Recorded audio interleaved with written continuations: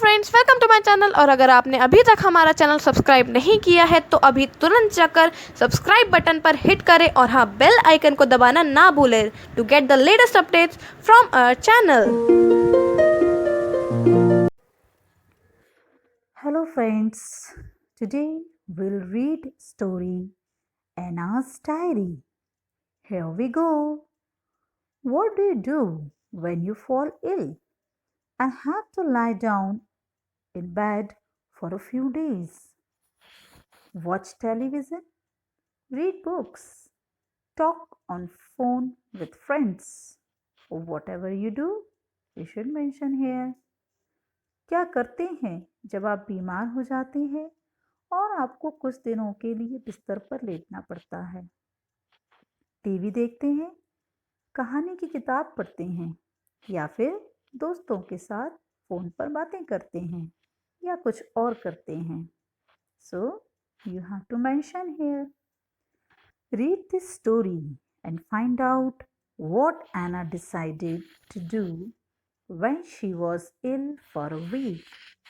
इस कहानी को पढ़िए और पता लगाइए कि जब ऐना एक सप्ताह के लिए बीमार हो जाती है तब वह क्या करती है. So let's start. Anna was ill for a week and she was tired of being in bed. I have nothing to do, she grumbled. Anna's mother tried to help her. I have an idea, she said.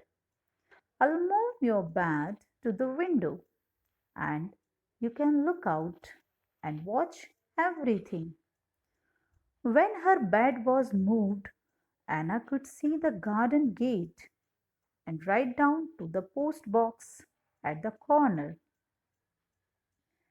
ऐना एक सप्ताह के लिए बीमार हो जाती है और वह बिस्तर पर लेटे लेटे थक जाती है.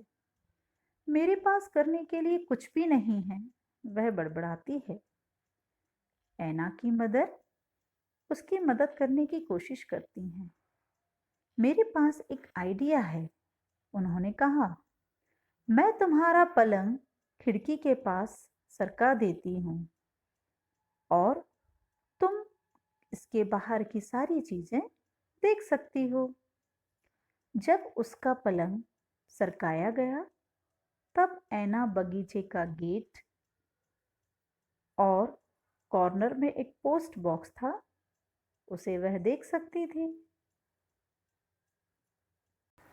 Why don't you keep a diary and write down what happens during the day? Said her mother. Her brother Joel gave her one of his old notebooks, so she started writing the diary.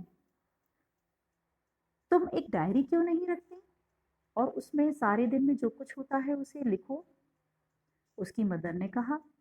उसका भाई Joel, उसने उसे एक पुरानी notebook दी. तब उसने एक diary लिखना शुरू की. That evening, Anna read the diary to Joel she had written. उसी शाम ऐना ने जोएल को डायरी पढ़कर सुनाई जो उसने लिखी थी. Tuesday, October 14. Wake up at 8 o'clock. Had breakfast. Mrs. Green's cat Ebony climbed a tree. Mr. Collins posted a letter. Had lunch. Read a story. A green van UP10CD 6790 called at Mrs. James' house. Two men took some furniture away in it. Took medicine. Had milk. Tuesday October 14, जो वह दिन था और date थी. ऐना 8 बजे उठी. उसने breakfast किया. मिसेस ग्रीन की कैट, जब वो खिड़की से बाहर देख रही थी तो वह देख रही थी कि मिसेस ग्रीन की कैट एबोनी एक पेड़ पर चढ़ गई. मिस्टर कॉलिन ने एक लेटर पोस्ट किया. इसके बाद ऐना ने लंच किया और एक कहानी पढ़ी. तब एक ग्रीन वैन जिसका की नंबर UP10CD 6790 था, वह मिसेस जेम्स के घर आकर रुकी. 2 आदमियों ने कुछ फर्नीचर उसमें डाला और चले गए. took medicine, had milk. एना ने दवाई खाई और दूध पिया. It's not very exciting, is it, Joel? She said. I took the van number 2. एना कहती है जोएल से. इसमें तो कुछ एक्साइटिंग था ही नहीं जोएल. मैंने वैन का नंबर भी लिया. Well, said Joel. जोएल ने कहा ठीक है. Something more exciting might happen tomorrow. हो सकता है कल कुछ एक्साइटिंग हो, कुछ अच्छा हो. The next day, while Anna in bed, a knock came on the front door. Anna could hear voices downstairs. One of the voices sounded like that of her neighbor, Mrs. James. She could hear Mrs. James talking. They took the television, radio, and some silver. Imagine we had only been away for 2 days. अगले दिन ऐना बिस्तर पर लेटी थी. तभी दरवाज़ा खटखटाने की आवाज़ आई. ऐना नीचे की आवाज़ें सुन सकती थी. उसमें से एक आवाज़ उसकी पड़ोसी मिसेस जेम्स की लग रही थी. वह मिसेस जेम्स की बातें सुन सकती थी. उन्होंने टीवी, रेडियो और कुछ सिल्वर जो चांदी का जो ज्वेलरी वगैरह थी वह ले गई. सोचो कि हमने उसे 2 दिन पहले ही लिया था,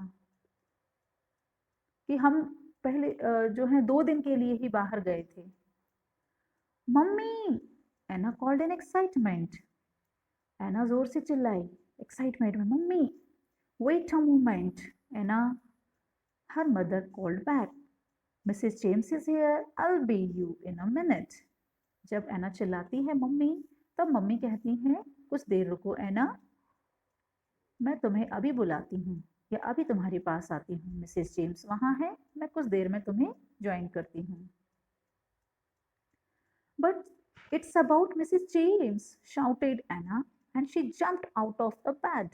Her mother and Mrs. James came upstairs. लेकिन ये मिसेस जेम्स के बारे में है. एना चिल्लाती है और वह बिस्तर से कूद जाती है.